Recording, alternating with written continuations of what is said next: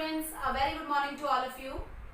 I hope all of you are fine and doing your studies regularly. Started the chapter population. We read the some of the important topics like density of population and total population and working group and adolescents and about the national youth policy. Okay, so today we will start with the religious composition. हमारे total population में जो religion के basis पर हम उसको कैसे describe कर सकते हैं, means as you know India is a secular country. India में सभी जो रिलीजन है उनको बराबर सभी जो रिलीजन है उनको इक्वल स्टेटस दिया गया है. मतलब we are free to follow practice any religion. हम किसी भी रिलीजन को फॉलो कर सकते हैं. We are free. कोई हमारा गवर्नमेंट का रिलीजन नहीं है, स्टेट रिलीजन नहीं है गवर्नमेंट का अपना, या हमें प्रेशराइज नहीं करा जाता है किसी पर्टिकुलर रिलीजन को फॉलो करने के लिए. So we are free to follow and practice any religion. Okay, so religion के बेसिस पर हम कैसे कॉम्पोजिशन को डिवाइड करते हैं. लार्जेस्ट रिलीजियस मेजोरिटी, मतलब सबसे ज्यादा जो मेजोरिटी है पॉपुलेशन में 80% है हिंदू रिलीजन की, एंड उसके बाद में जो माइनॉरिटी है that is Muslim 14%.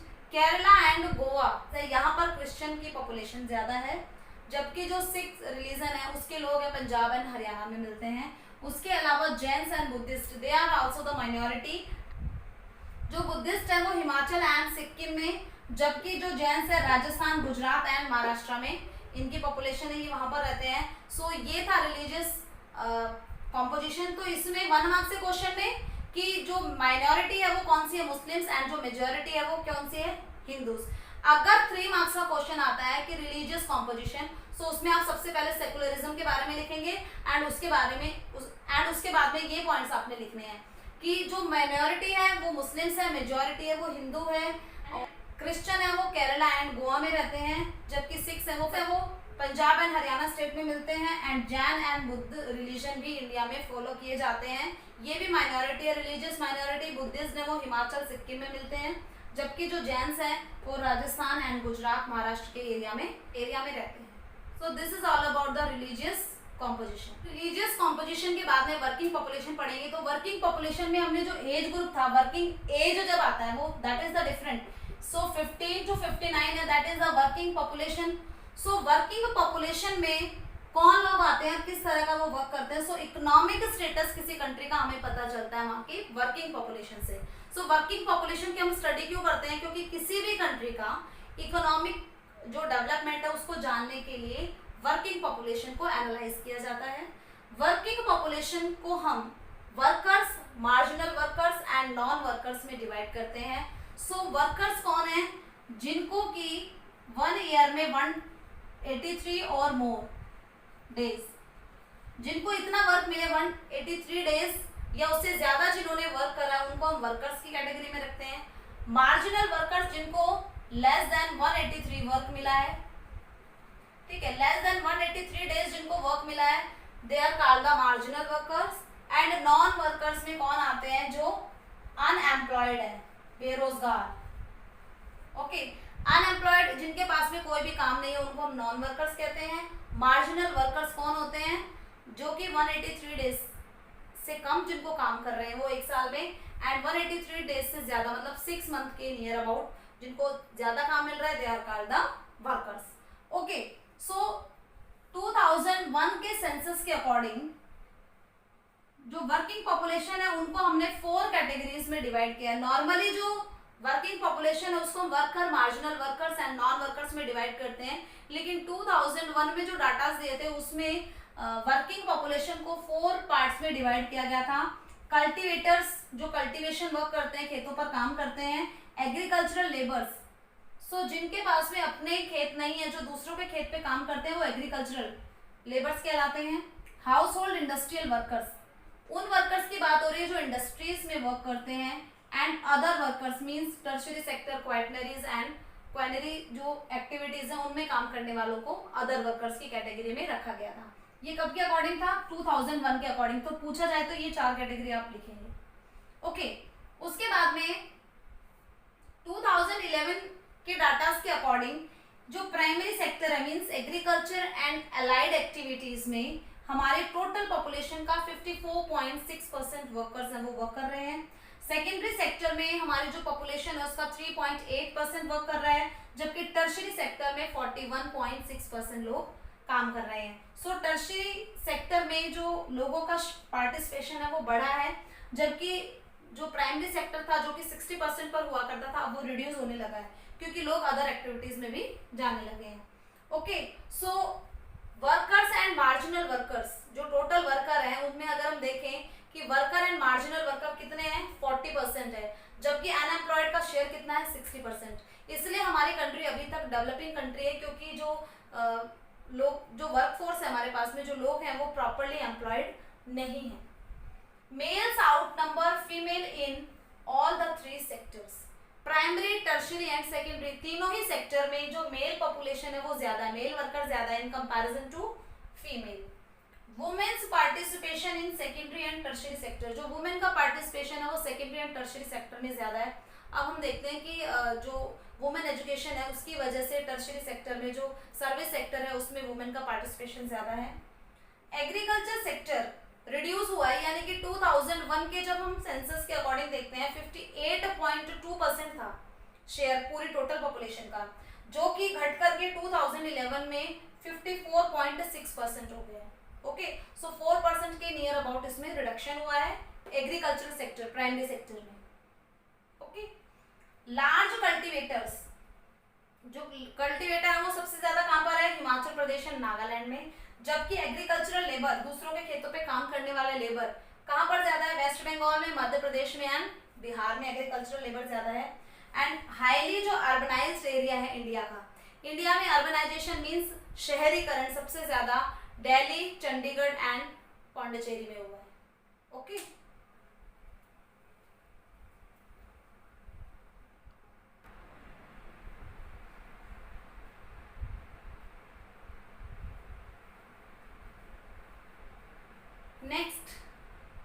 Next we will read about the Beti Bachao Beti Padhao campaign. Means India में जो मेल फीमेल रेशियो है उसको इंक्रीज करने के लिए इंडियन गवर्नमेंट ने 2014 में एक कैंपेन है वो लॉन्च किया था, जिसे बेटी पढ़ाओ बेटी बचाओ नाम दिया गया। इसमें मेनली गवर्नमेंट ऑफ इंडिया ने ये जो कैंपेन है ये protection and education of girl child, जो गर्ल चाइल्ड है उनको प्रोटेक्ट करने के लिए एंड उनकी एजुकेशन के लिए ये प्रोग्राम चलाया था। सो यूएनडीपी ने भी कहा है, एक स्टेटमेंट दिया है, if development is not an gender it is endangered. Okay, so UNDP ने कहा है कि अगर डेवलपमेंट एन जेंडर्ड नहीं होगा, मतलब दोनों ही मेल और फीमेल को दोनों को अगर इक्वल नहीं रखा गया, तो वो डेवलपमेंट है वो एंडेंजर्ड हो जाएगा। ओके, मतलब खतरे में है हुआ ऐसा डेवलपमेंट जिसमें जो मेल पॉपुलेशन है उसकी तरफ ध्यान दिया जा रहा है, उसी का डेवलपमेंट हो रहा है, फीमेल की तरफ ध्यान नहीं दिया जा रहा है, तो ऐसा जो डेवलपमेंट है वो एंडेंजर्ड है। ओके, सो हमें मेल एंड फीमेल दोनों की जो इक्वालिटी है उसके ऊपर फोकस करना होगा। Okay, United Nation Development Programme जो कि यूएनओ का एक प्रोग्राम है, और उसने कहा है कि हमें जो हमारे किसी भी कंट्री में जो मेल एंड फीमेल है उनको इक्वल स्टेटस देना चाहिए।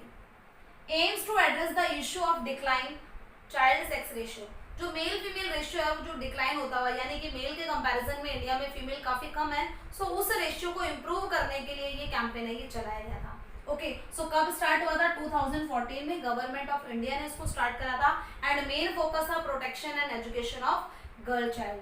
ओके, सो एक बार देख लेते हैं कुछ important issue.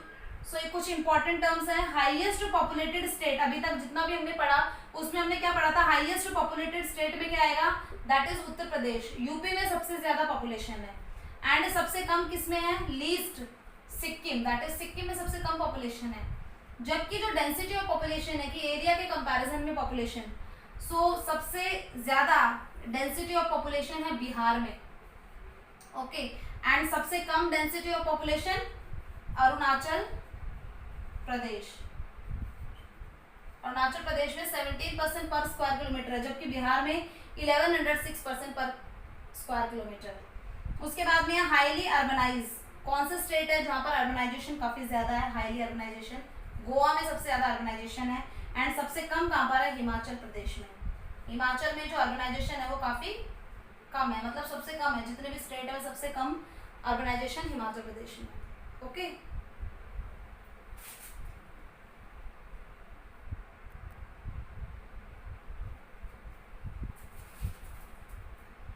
And the last topic of our chapter is demographic transition, means जनांगीय चक्र। एक पूरा साइकिल है ये पॉपुलेशन का कि डेवलपमेंट की अर्ली स्टेज में किसी भी कंट्री में population death rate and birth rate है उनका क्या रिलेशन होता है, और वो बाद में जब डेवलपमेंट के प्रोसेस में पहुंचती है वो कंट्री, तो वहां पर death rate and birth rate है वो किस तरह से चेंज हो जाते हैं। ओके, सो डेमोग्राफिक ट्रांजिशन में कहा गया इस सिद्धांत में कहा गया था कि किसी भी कंट्री में पहले जो पॉपुलेशन रूरल होती है वो धीरे धीरे अर्बन पॉपुलेशन की तरफ ट्रांसफर होती है। एग्रीकल्चर में लोग इन्वॉल्व होते हैं, उसके बाद में वो इंडस्ट्रियल वर्क करने लगते हैं। वहां पर एजुकेशन नहीं होती है, मींस पीपल है वो अनएजुकेटेड है, पॉपुलेशन वो एजुकेटेड हो जाते हैं, एंड जो लो death rate and birth rate हो जाती है, मतलब high death rate birth rate से कन्वर्ट हो जाती है, death rate and birth rate है दोनों ही लो हो जाते हैं। तो इनके लिए जो रिस्पॉन्सिबल है, सो इनके लिए 3 प्रोसेस को रिस्पॉन्सिबल माना गया है। सो 3 स्टेजेस में, फर्स्ट स्टेज में क्या होता है, किसी भी कंट्री की पॉपुलेशन है वहां पर death rate and birth rate दोनों ही आपको हाई मिलेंगे। मतलब अगर हम एक ऐसे अगर हम डायग्राम की हेल्प से देखें, so death rate and birth rate first stage में हमें हाई मिलेंगे, उसके बाद में पॉपुलेशन ग्रोथ है वो कम होगी क्योंकि डेथ भी ज्यादा हो रही है एंड बर्थ भी ज्यादा हो रहे हैं, तो पॉपुलेशन ग्रोथ इतनी तेजी से नहीं बढ़ेगी, एंड लोग है वो प्राइमरी एक्टिविटी में इन्वॉल्व होते हैं, एंड जो लाइफ एक्सपेक्टेंसी होती है वो भी बहुत कम होती है। अब लाइफ एक्सपेक्टेंसी मतलब किसी देश के लोग हैं वो कितने साल तक जिंदा रहते हैं। सो मेडिकल फैसिलिटी होगी तो हमारी जो आयु है वो लंबी होगी, हमारी जो लाइफ है, लेकिन मेडिकल फैसिलिटी नहीं होती है यहाँ पर क्योंकि प्रिमिटिव सोसाइटी होती है।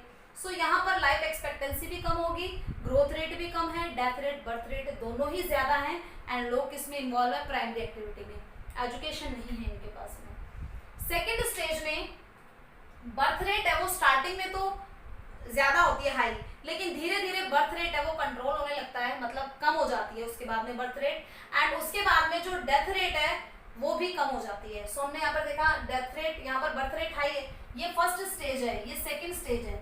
सो फर्स्ट स्टेज में बर्थ रेट डेथ रेट दोनों हाई हैं, उसके बाद में जो बर्थ रेट है वो स्टार्टिंग में हाई होती है फिर लो होने लगती है, एंड डेथ रेट है वो भी लो होती है।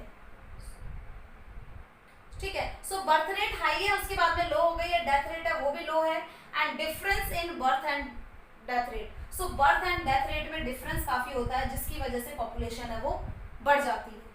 ओके, मींस डेथ है वो कम हो रही है एंड बर्थ है वो ज्यादा है, सो उसकी वजह से पॉपुलेशन बढ़ जाती है क्योंकि दोनों में डिफरेंस ज्यादा है।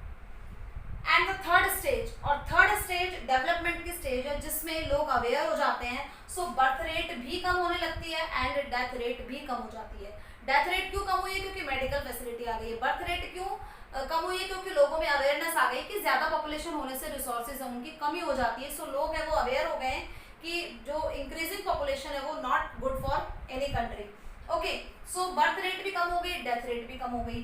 सो अब एक बैलेंस बन गया है, एंड यहाँ पर एजुकेशन भी आ गई है, मेडिकल फैसिलिटी भी आ गई है, टेक्नोलॉजी भी आ गई है। Okay, so these are the 3 stages of demographic transition. Demographic transition, demographic cycle या जनांकीय चक्र जिसे हम कहते हैं वो बहुत ज्यादा इंपॉर्टेंट है। 5 मार्क्स का और 3 मार्क्स के क्वेश्चन में इसको बहुत बार पूछा गया सैंपल पेपर में। सो आप इस क्वेश्चन को तो अच्छे से रिवाइज करें। Okay, so students, it's all about today's class. I hope all of you understand that. Okay, so religious composition हमने पढ़ा, बेटी बचाओ बेटी पढ़ाओ अभियान है, कैंपेन वो हमने पढ़ा, कैंपेन हमने पढ़ा, डेमोग्राफिक ट्रांजिशन हमने यहाँ पर पढ़ा है, सो एंड वर्किंग पॉपुलेशन पढ़ा है। तो 4 पार्ट है वो हमने कल, 4 पार्ट है वो हमने आज यहाँ पर डिस्कस करें। आप इनको अपनी एनसीईआरटी बुक से अच्छे से रीड करेंगे, एंड चारों पर आप एक लॉन्ग क्वेश्चन प्रिपेयर करेंगे, बोथ ऑफ 4। ओके, सो ये 4 क्वेश्चन है आपने प्रिपेयर करने हैं, and I already send the demographic transition का क्वेश्चन तो मैं आपको पहले सेंड कर भी चुकी हूँ। सो आप उसे रिवाइज करेंगे।